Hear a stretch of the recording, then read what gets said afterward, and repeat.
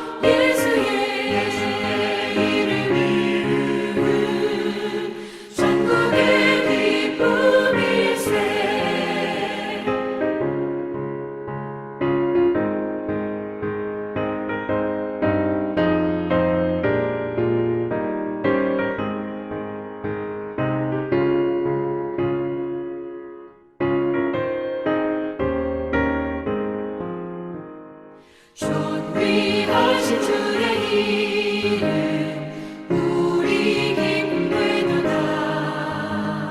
주의 품에 안길 때에 기뻐 찬송 부르리. 예수의 이름은 세상의 소망이요.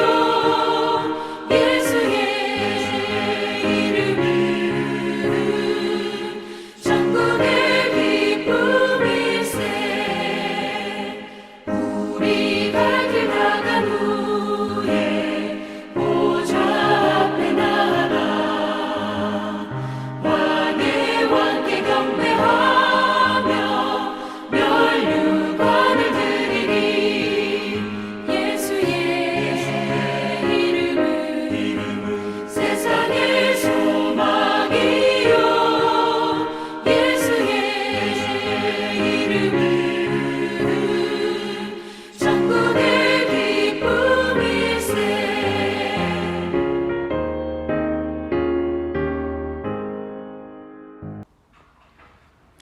오늘 함께 묵상할 성경 말씀은 요한복음 14장 22절에서 31절 말씀입니다.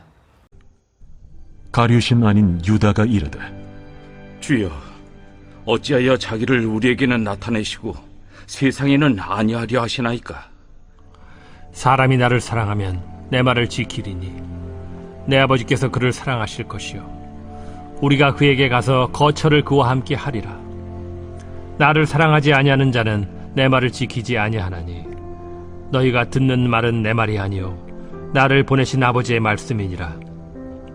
내가 아직 너희와 함께 있어서 이 말을 너희에게 하였거니와 보혜사 곧 아버지께서 내 이름으로 보내실 성령, 그가 너희에게 모든 것을 가르치고 내가 너희에게 말한 모든 것을 생각나게 하리라. 평안을 너희에게 끼치노니 곧 나의 평안을 너희에게 주노라. 내가 너희에게 주는 것은 세상이 주는 것과 같지 아니하니라. 너희는 마음에 근심하지도 말고 두려워하지도 말라.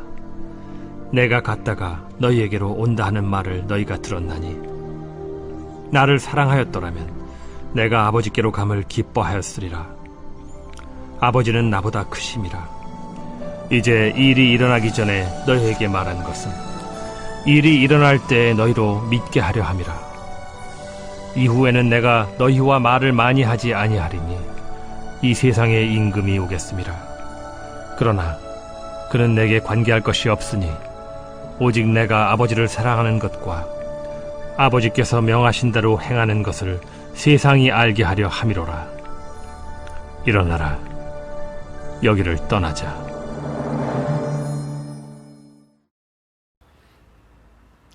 오늘 함께 공부할 주제는 14과 성교 공동체입니다. 4월의 주제는 하나님의 성교입니다. 예수님이 성령을 통해 제자들에게 찾아오셨을 때 증인 성교 공동체가 시작되었습니다. 공동체에 속한 예수님의 제자들은 온전히 하나가 되어 세상에 하나님의 영광을 드러내고 그리스도의 부활을 증언해야 합니다. 무엇보다 열방을 향해 하나님의 긍휼을 드러내며 선교 사명을 다해야 합니다. 지금도 주님은 우리를 하나님의 선교의 동력자로 부르고 계십니다. 첫 번째 문제, 본문 22절에서 44절 말씀을 보면 아버지 성부 하나님, 아들 성자 예수님이 오셔서 믿는 자들을 거처로 삼고 계십니다. 방가로 1번에 가룟인 아닌 유다의 질문은 무엇입니까? 본문 22절에 보면 유다는 왜 제자들에게만 예수님이 하나님의 아들 구원자임을 나타내시고 세상에는 나타내지 아니하시는지 묻고 있습니다. 12제자 중에서 가룟인 아닌 유다는 누가복음 6장 16절, 사도행전 1장 13절에서 야고보의 아들 유다로 소개되고 있습니다.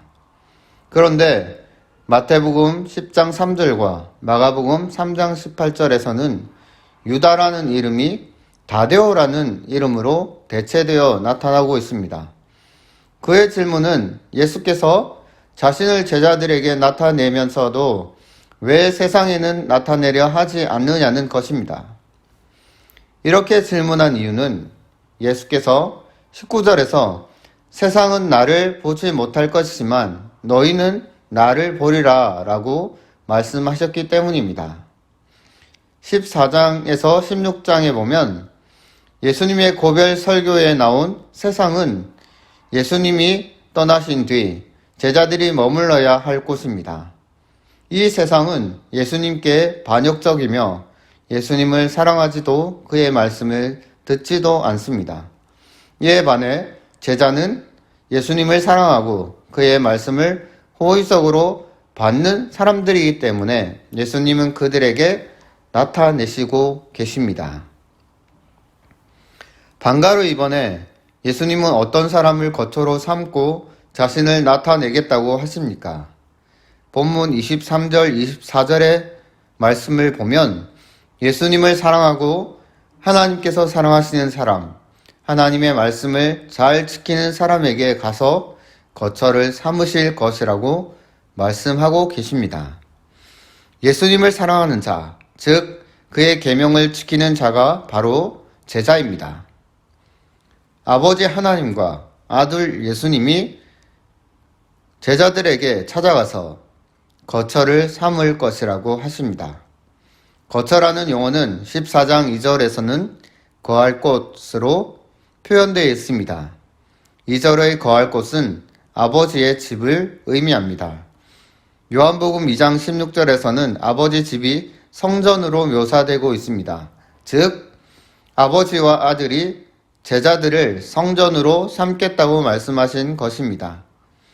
예수께서 십자가에 못 박히시고 다시 부활하심으로써 제자들에게 다시 찾아오실 텐데 그 사건은 성전이 새롭게 건축되는 것을 의미합니다. 예수님이 승천하신 이후로는 성령께서 제자들과 함께 하십니다. 이런 차원에서 이 땅의 교회가 바로 성령님이 거하시는 하나님의 거룩한 성전입니다. 주님께서 세상이 아닌 제자들에게 찾아오셔서 거처로 삼으시는 이유는 그들이 주님을 사랑하며 말씀에 순종하기 때문입니다.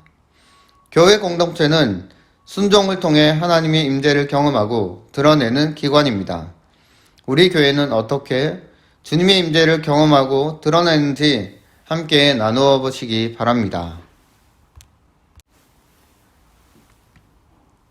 두 번째 문제에서 본문 25절에서 31절 말씀을 보면 예수님이 떠나셔도 성령님이 함께 하시기 때문에 제자들은 두려워할 필요가 없습니다.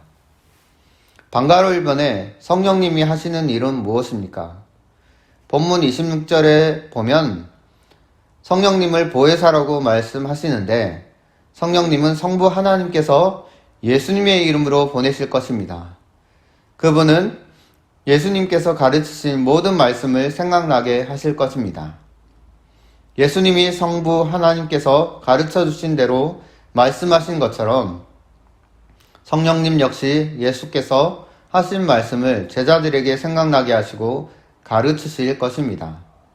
성령께서 예수님과 상관없이 일하는 것이 아니라 예수님의 사역의 연장선 위에서 일하십니다. 예수님이 승천하신 후에 홀로 남겨질 성도들에게 성령님께서 찾아오셔서 예수님의 말씀을 생각나게 할 것입니다. 성도들은 성령을 통해 하나님 나라 복음을 이 땅에 편만하게 전파할 것입니다. 이런 차원에서 성령님의 사역은 예수님이 이 땅에 오셔서 하신 일을 제자들을 통해 계승, 발전시키는 것이며 하나님 나라 복음이 온 세상에 충만하게 하는 것입니다. 방가루 2번에 예수님은 근심하고 두려워하는 제자들을 어떻게 격려하고 계십니까? 본문 27절 말씀을 보면 근심하고 두려워하는 제자들에게 나의 평안을 주시겠다고 말씀하십니다. 예수님이 주시는 평안은 세상이 주는 것 같지 아니하다고 말씀하십니다. 구약 선지서에서 평화라는 단어는 메시아 시대의 도래를 알리는 데 사용되었습니다. 즉 예수께서 제자들에게 평안을 주신다고 선언하시는 것은 예수님을 통해 하나님 나라가 나타났다는 것을 의미합니다. 당신은 로마가 세계를 통치하며 로마가 주는 평화를 최고로 여겼는데 예수께서는 로마가 주는 평화가 아니라 예수님이 주는 평화를 선언하고 있습니다. 로마와는 비교할 수 없는 위대한 하나님의 나라가 세워지고 있음을 선포하신 것입니다. 그 나라는 단지 정치적이고 군사적인 지상 왕국이 아니라 죄와 사망의 권세가 정복된 생명과 평화가 넘치는 하나님의 나라입니다. 두려움에 떨고 있는 제자들에게 하나님 나라 평화의 메시지인 만큼 더 큰 위로는 없는 것입니다. 방가루 3번에 예수님이 갔다 다시 오심을 제자들에게 미리 말씀하시는 이유는 무엇입니까? 본문 28절과 29절 말씀을 보면 예수님께서는 제자들에게 예수님께서 하나님 아버지께로 갔다가 오실 것을 미리 말씀하십니다. 이는 이 일이 일어났을 때 제자들이 불안해할 것을 아셨기 때문입니다.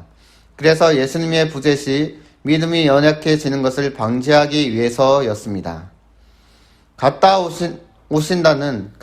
다시 온다는 신학적 선포는 요한복음 14장 2절에서 3절, 18절, 28절에서 반복적으로 나타납니다.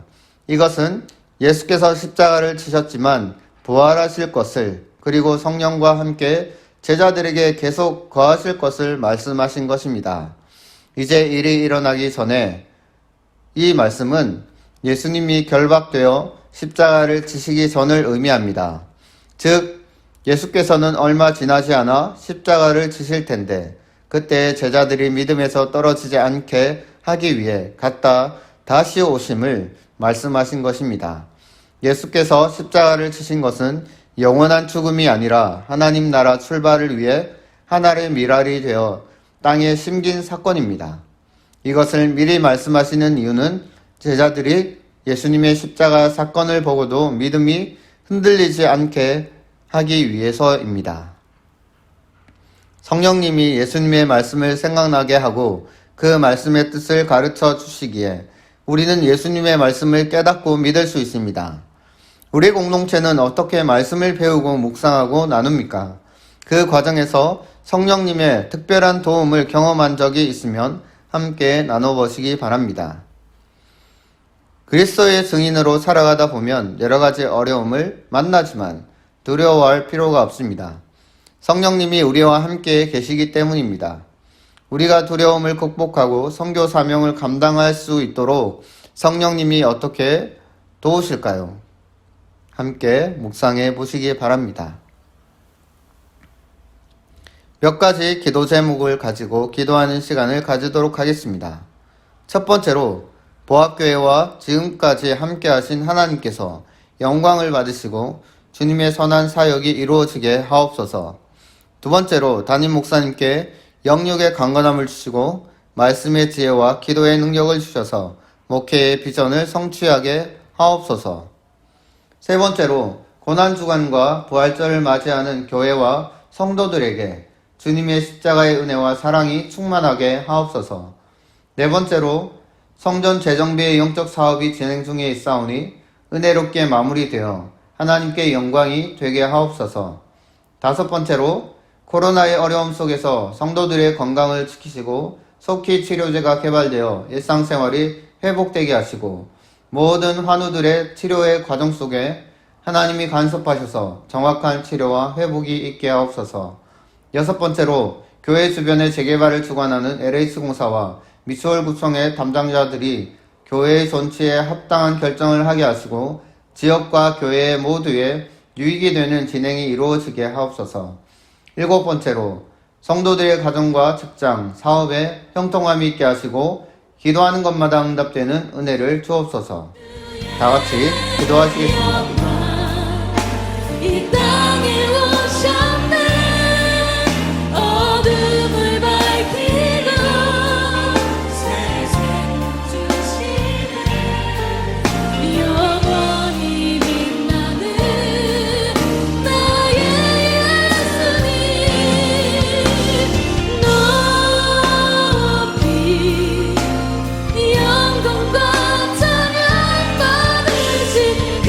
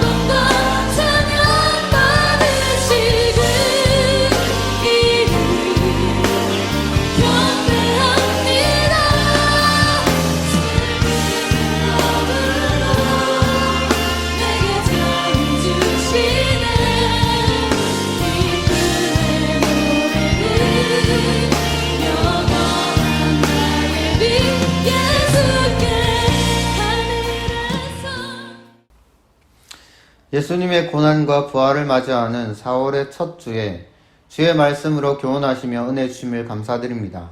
주님의 그 사랑을 늘 기억하며 살게 하시고 우리의 연약함이 주님의 십자가의 보혈과 사랑으로 날마다 회복되게 하옵소서. 보합교회를 지금까지 인도하시고 보호해 주신 주님의 은혜를 감사드립니다. 주님이 주신 귀한 사명을 온전히 감당하여 하나님께 영광 돌리게 하시고 영혼 구원의 사명을 감당하게 하옵소서. 날마다 교회를 위해 성도들을 위해 기도하시는 담임 목사님을 위해 성령의 충만함을 주셔서 말씀의 은사와 기도의 능력을 충만하게 하옵소서. 보합교회 70주년 교회 재정비 사업이 진행 중에 있습니다. 모든 과정이 아무 사고 없이 진행되게 하시고 필요한 모든 물질과 사람들을 붙여주셔서 하나님께 영광이 되게 하옵소서. 교회 주변에 재개발 논의가 진행되고 있습니다. 재개발을 주관하는 미추홀구청과 LH공사 관계자들에게 선한 마음을 주셔서 교회 전체에 합당한 조치가 이루어지게 하시고 교회와 지역의 유익이 되도록 진행되게 하옵소서. 계속되는 코로나 확진 속에 성도들의 건강을 지키시고 치료제가 속히 개발되어 정상적인 생활이 이루어지게 하옵소서. 하나님의 위로와 치료의 은혜를 구하는 모든 성도들을 돌아보셔서 건강을 지키시고 모든 치료의 과정 가운데 간섭하셔서 정확한 치료와 빠른 회복이 이루어지게 하옵소서. 주님의 은혜를 구하는 모든 성도들의 가정 가운데 늘 평강으로 함께 하셔서 하시는 모든 직장과 사업, 학업 위에 주님의 지혜와 형통이 있게 하옵소서. 주님만이 우리의 길이요 진리요 생명 되심을 믿사오며 예수님의 이름으로 기도합니다. 아멘. 주기도문으로 마치겠습니다. 하늘에 계신 우리 아버지여, 이름이 거룩히 여김을 받으시오며 나라의 임하옵시며 뜻이 하늘에서 이루어진 것 같이 땅에서 이루어지이다. 오늘날 우리에게 일용할 양식을 주옵시고 우리가 우리에게 죄 지은 자를 사하여 준 것 같이 우리의 죄를 사하여 주옵시고 우리를 시험에 들게 하지 마옵시고 다만 악에서 구하옵소서. 대개 나라와 권세와 영광이 아버지께 영원히 있사옵나이다. 아멘.